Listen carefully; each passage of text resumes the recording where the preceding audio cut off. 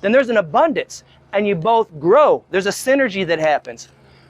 And when somebody is having a 60-day as opposed to a 100-day, you can compensate for this. You can ride this. You can pivot. You can help them. You can't meet their emotional needs, but you can support them to meet theirs. So, for example, if one of their emotional needs is to come to a festival, they get their batteries charged. They love the connection with people, and the significant others, I don't want to go to the festival. And then you can't go to the festival because I don't want to go. Well, that's not really supporting something that they get a need met with by coming and participating and connecting with people. So what they would say if they have their cupfuls, yeah, sweetheart, yeah, go have a good time, stay in touch, whatever. You know, they support you in meeting your emotional needs. Where the fear comes in is, and they try to stop that, is there's one of those emotional needs that they're lacking, and there's a fear there that a story that's in their mind that they don't want you out of their sight. They don't want you going off someplace where they can't see you and keep an eye on you. Yeah. All right? So when that kind of happens, they're not in an authentic place. And so if, like most people, then you kind of go, okay, well, I will deprive myself of this situation so I can do that. There starts one of the first R's of a ruined relationship. You either go into resistance, resentment, rejection, and then finally you'll get to repression. So if that happens on a regular basis, that when you try to meet your emotional need, that other person is blocking you in some way, you might go through those 4 R's. And if you finally get to repression, it's a ruined relationship. So that's where you can support one another, but you can't meet those needs for them. All right, so all right. Okay, here's where it gets real fun, you guys. This is power of selection. This is the last tool. I'm going to give you this tool, and this is one that if you can write it down, write it down. Otherwise, when you get the notes, as a matter of fact, I'll do that now while I'm thinking about it. If you have a cell phone, I'll give you my number, and all you got to do is put What's your name again? James. Still, yep.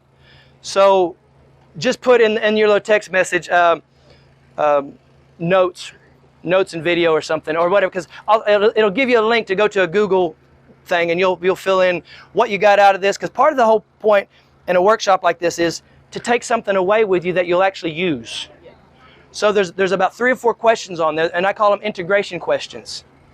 And they will actually have you think about the stuff that you just were exposed to and how you're going to apply that in your life. So that's why this form is there. And then it gives me an email so I can send you the PDF for the notes. And then once the video is done, then I can send you a link for the video if you want it. Oh, and a clarity session. You get a free clarity session. So what that is, that's a 45-minute to 60-minute conversation that we can have about giving you some clarity about how relationship coaching works, where you're at, where you want to be, and helping you bridge that gap, find a way of bridging that gap. All right, so the number is 021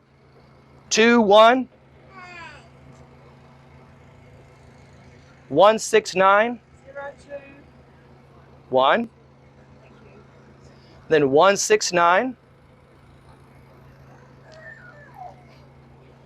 3609. You may have better notes than I have. What was the last number? 9. So 021 169 3609. All right, and that'll give you I'll be able to send you the notes and some integration questions. All right, so the mate, the ideal mate that you can have an authentic relationship with. Is anybody looking for the ideal mate that you can have an authentic relationship with? Yes. Yep. Now, if you're already in a relationship, this exercise works as well. Because if both people will look at what I'm about to share with you, this exercise, it's going to give both of you clarity, because clarity really is fundamental. I mean, you can't get very far with your eyes closed. So clarity is open, is honest. And you can see where you are, and you can see where you want to be. That's each person has to do that. So when we do this next little exercise, the ideal mate, you know, that we're talking about for authentic relationship, this is where you get to be honest with yourself. There's no judge here. There's nobody criticizing what you're about to write. This is for you. Now, if you're in a relationship and you want to share that, by, you know, that's up to you. Because it can either bring you closer together, or it can be like, you know what? We just don't match. And we're not doing ourselves any favors, because we can't live our best version every day in a situation that causes this much pain on a regular basis. All right? So, that's what so this is going to be the easy part. So your ideal authentic mate, on the left side of the paper, column, write down the mate from hell. All the qualities. Write down all the things that you have learned about relationship that you do not want in relationship. Could be smelly feet, could be farts in bed, whatever it is. Make a list, all right? Now, you're not going to get a chance to do all that right now, but write that down, the things that you don't want in a relationship. That's important to have that kind of clarity. These are the things I don't want in a relationship. Once you get, and you'll have an extensive list, I'm sad to say. This list can get quite long. On that though, try to narrow it down to 5. Because that perfect person that hits everything, you're not going to grow much from. You're going to have to, the beautiful thing about relationship is that the give and flow, that tension. But if you're both being authentic, you grow through that. You grow together. All right, is this making sense? So don't ever think that you're going to get this person that absolutely hits everything. So, but we do need to know what the deal breakers are. So of that mate from hell, circle 5, or you know, 5 is probably plenty. 5 deal breakers. And it doesn't matter how great this person is on one side, if they have a deal breaker, and it's truly a deal breaker, and you go into relationship with that, ask yourself, am I being authentic with myself? Am I being truthful to myself about this deal breaker? Am I living our best version every day in this? Is this, we didn't get a chance to talk about core values, but that's another workshop that I have. And the idea about, and if you do the clarity session, we can have a discussion about that. It's important to know what your core values are.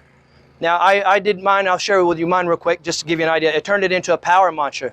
So within me is a joyful wisdom that guides my personal and spiritual growth with adventure and authenticity, allowing me to contribute to all. So those are my 5 core values. So if I go into a relationship that challenges any of those 5 core values, I'm going to be a very unhappy dude. And I might be in that relationship, but we're going to go through those 4 R's pretty quick. And it's going to be a ruined relationship. Is this making sense? So it's important that you go through another step of understanding what your core values are. And it's usually a 2-session thing that I do to help people discover those. We have an idea, but through this process, you'll actually discover what they are. And you can narrow it down to about 5, and it becomes a mantra. And remember that little part of I told you had about 3 to 5% that we can plant seeds into our subconscious? We actually start doing that, and we can start living without having to do a whole lot of thinking.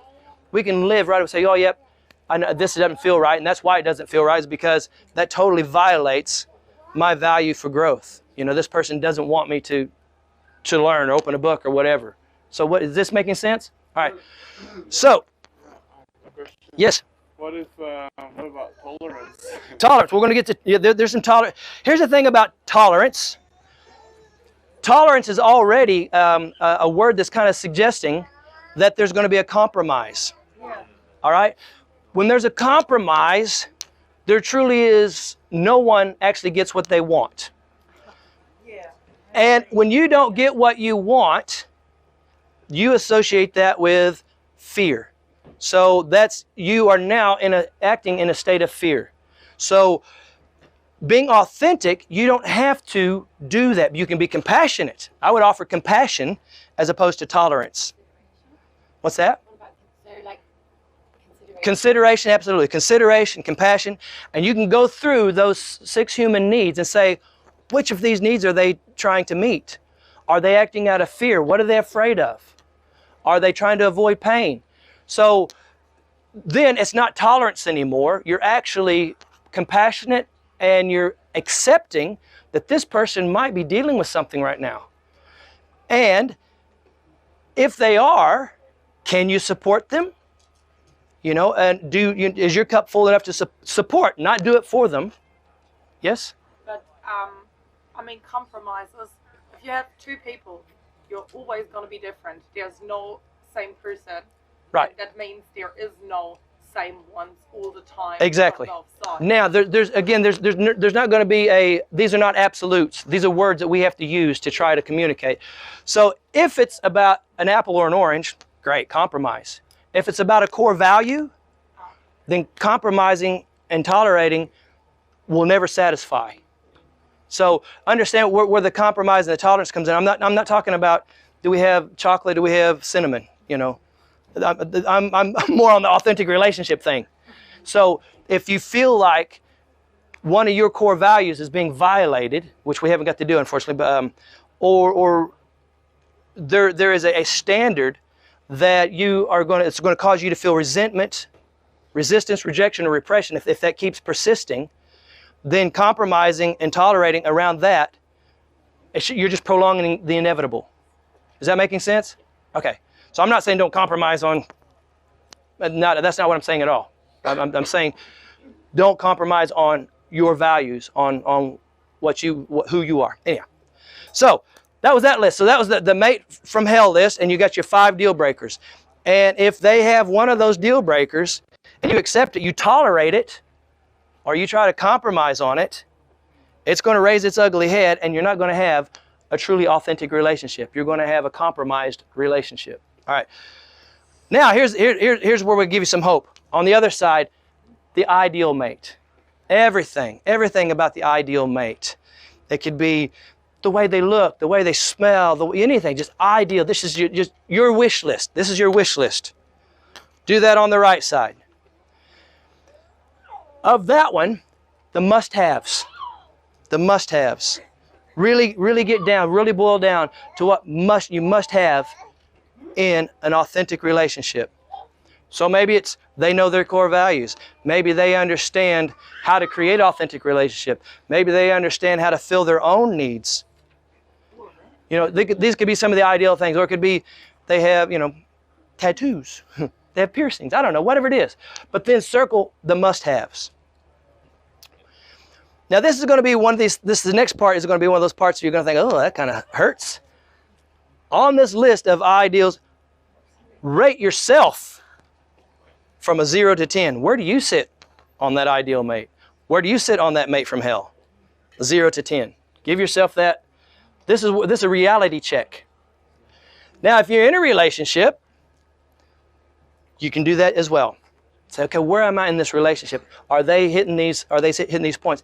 If they are, celebrate it. Celebrate. Man, you are my ideal mate. This is so wonderful. Celebrate it. Is that making sense? If they're not, you might have a conversation. All right? Because if you want authentic relationship, you're going to have to create it. And you can't go into a relationship expecting this person to change who they are. If it's smelly feet or it's whatever, yeah, those things can be changed. But if it's a core value and you're wanting that person to change who they are to be in relationship with you, that's not serving either of you. Because you want authentic relationship. You don't want that person to feel less than or not good enough, because we already have that fear. And they're just accepting me. They're just tolerating me. That doesn't feel good. You're not going to feel truly loved and significant if you feel like they're just tolerating or accepting you. Because, is this making sense? All right. So now, the third part of this, down at the bottom, is who do I have to be to attract this ideal mate? Who do I have to be? Hopefully, you'll find it's in alignment. Well, and it should be in alignment with your core values. Because if you're not truly being who you feel you have to be, even if Mr. Right or Mrs. Right shows up, if you don't feel like you're worthy of it, of that relationship, you're going to sabotage it. You're not even going to see them. You're going to abandon them, or you're going to do something really stupid to cause that relationship to fail, because you haven't honored yourself in being that third part. Who do I have to be? Ideally, who you have to be is your true, authentic self. Don't try to be something you're not, because it's not sustainable. And if you feel like you've got to be the good guy or whatever to attract that, and you're not the good guy or whatever it might be, it's not sustainable. You might get that relationship for a while, but it won't be authentic and it won't be sustainable. Is this making sense? But it's very important that you understand that third part. Who do I have to be? So that when it's in your life, you're not rejecting it. You know, I am worthy of this. This is in alignment with what I deserve. Not from an ego point of view, but from a realistic, this is who I am. This is important to me. I need this to be our best version every day. All right, to love. All right, and the final one, you guys, and then we're going to wrap it up for you. Where's the proximity? Where do you find this ideal mate? What is their natural habitat? If you are looking, what's that? Earthbeat. Most likely. And you know what? That's what I've discovered as being a presenter. Earthbeat people are looking to grow. They're looking to expand. They're looking for connection. I love this community, and I love serving this community, because this is where those people are. I didn't find them in the middle of the city. I didn't find them in the corporate buildings. I find them in these environments. So if you really want fish for dinner, you can't go to the woods and start throwing your line up in the tree. So you got to think about this. So give that final thing a good take. Where does this kind of person exist? What did you say? Where'd you go? The market? I said I'd have to leave my hometown because I'm fishing in the woods. You're fishing in the woods. There you go. So is that all making sense? Does that give you guys some tools, some things, some practical stuff you can use? All right. All right. That's pretty much going to be the summary of it. Any questions, thoughts? Yes. What was the second R? The second R is resentment. So like resistance, you know, and I'll kind of define that a little better. Somebody does something, you go, oh, I wish they wouldn't do that. I wish they wouldn't say that. I wish they wouldn't behave that way. And if that doesn't get addressed at resentment stage, while it's little, then the next stage is it becomes resentment. I hate it when they say that. I hate it when they do that. It starts building. You start stacking these emotions and these feelings. And then if you don't deal with it at that point, then it gets into rejection. Now you're starting to reject that person.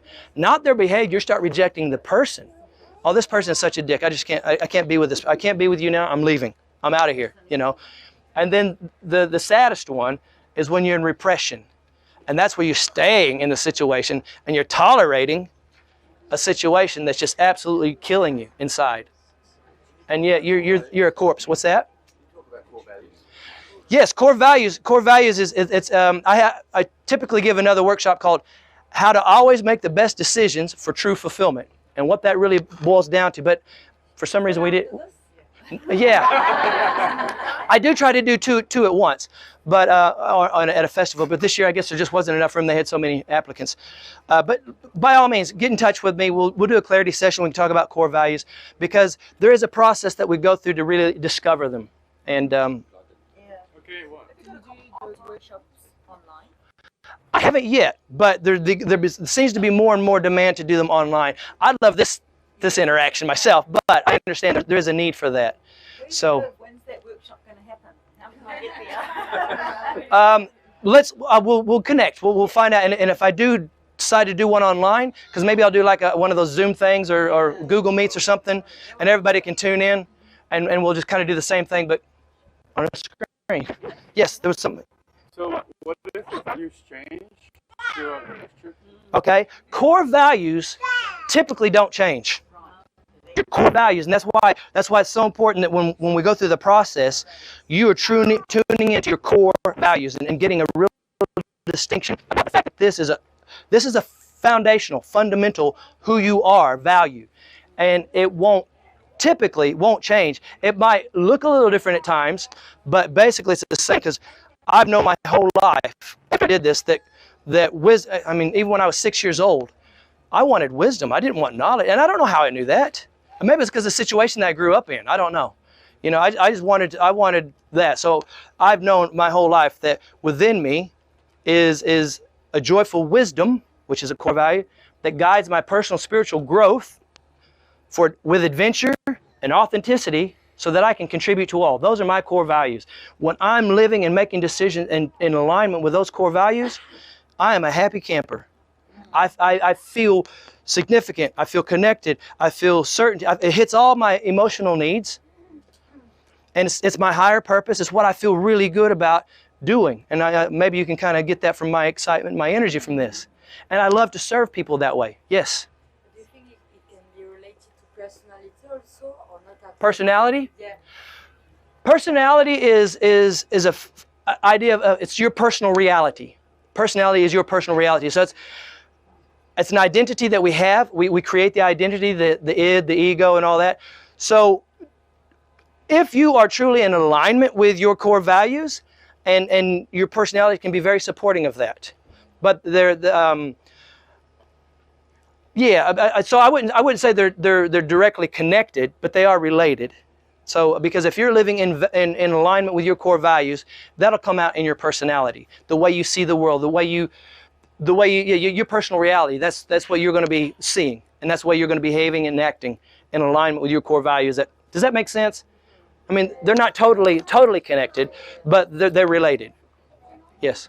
And you were talking about your curiosity. So when one has some kind of misunderstanding or you're not sure what's going on, what happens if you do ask the partner but then they don't? Okay, there is a technique to having such a conversation. And when you ask why to anybody, it becomes extremely challenging. They've done research on this. You feel absolutely challenged, and your defenses go up. What's that? I said, bloody 2-year-olds. Oh, there you go. Yeah. So what we do?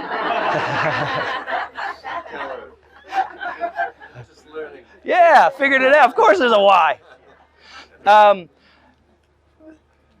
Time and place and intention is very important. I have a thing called the 4 Ps that I help people go through. So if it's going to be a tricky conversation, we'll get very clear on our purpose as to why we want to explore and understand this. We get very present, so we're not bringing the past with us. We're not projecting into the future. We're very present right here, and then we're going to be purposeful in the sense that we're going to take conscious, intentional action when we ask this question, and we're going to do it from a place of love. So not from a place of judgment, not from a place of blame or shame. It needs to be truly curious. I really want to know, how do you feel? That's a much better, how do you feel about this? How do you give them a chance to express? Because they might not even know. They might not even know, but chances are they're trying to meet one of those 4 primary human emotional needs. You'll find that, and throughout we don't have much time left at the festival now, but with anybody that you interact with, run through those things. When you see somebody saying something, doing something, and you think, oh, that kind of feels weird, so just say, okay, which emotional need are they trying to meet right now? Are they trying to meet their need for certainty? Are they trying to meet their need for variety? Are they trying to meet their need for significance? Are they trying to meet their need for connection? Most of the time, we're operating on trying to keep those needs met on a regular basis. And that's why we, as individuals, to be authentic, we need to be doing things on a daily basis, routines, practices, to meet those needs, keep them met. I had another question for the 6 personal needs because I was writing them down. Can we just quickly say all of them again? Okay, so you got those 4 just then, right? I had certainty, variety. And I'm sending these to you, the notes as well. But the last 2 are growth and contribution. Yep. Growth is the 5th, and contribution is the 6th. Yeah, I don't have it. What'll happen is when you send me the text, I'll send it to you because it's a little Google form, and then that way you'll have my contact details and vice versa. Can you send it by email? Can you have your email address? Yes. Okay, email address is a bit longer than the phone number.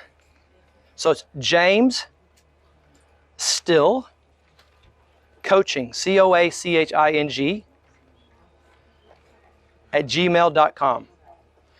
And that's also the Instagram, the YouTube. That's where I put these videos when I do them. YouTube and Facebook. So James Still Coaching on all those socials. Any other thoughts or questions, and we can wrap her up?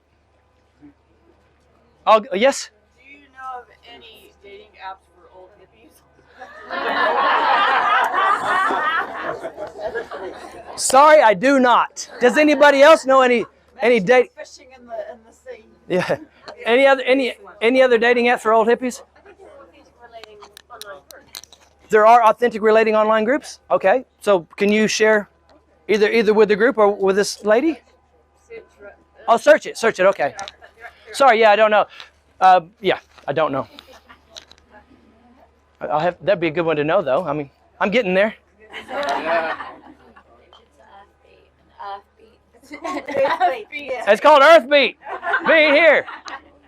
Isn't that cool, though? Some of the workshops that you go to, that you do get to make connections with people, and the neat thing is, they're obviously sharing some of the same interests that you have. I mean, when you come to a workshop like this, somebody wants to know how to create authentic relationship, you're in a pretty good space.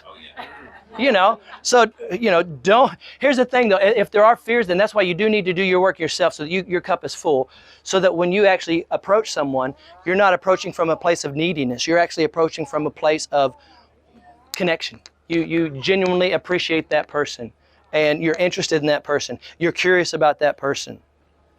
And then you can, as opposed, who was it before was saying something about the initial, you kind of become something you're not in the initial meetings. Is that what you're? I guess like it's hard, like if you're, like it's hard to always be authentic yourself, because to be authentic you have to be vulnerable, and to be vulnerable that takes courage, and we're not always like able to be like brave.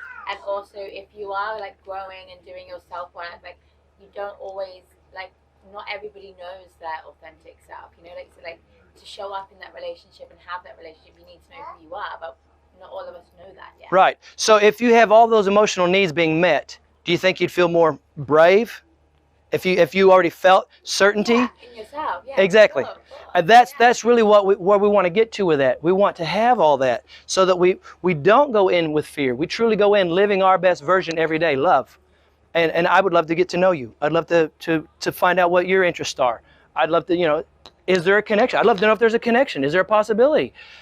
If you feel all your needs are met, all your emotional needs are met, you can step into, and you'll know, I also know all my deal breakers, okay, well, hey, it was nice to know you, but I know this is not going to work. Not long term. It might work for the festival, but. Would it be true to say that you're attracted to someone that's actually going to fill in all your holes? You want your, that's a tricky question.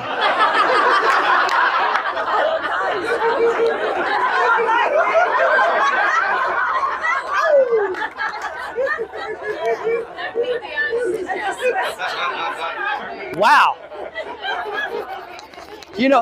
I'm only a relationship coach. Well, okay. I guess, like you said, it depends on how many holes, right? All right. Quite often, the attraction will be that biochemical thing between the certainty and the uncertainty. All right. So you might have a physical attraction, and so I would say that our physical attraction, our visual attractions, need to be explored, because it comes back down to the question you have to ask these primary questions. Can that person be in an authentic relationship with me? Will that person be in an authentic relationship with me? And will they want to remain in authentic? Because if, for example, I want to see the world.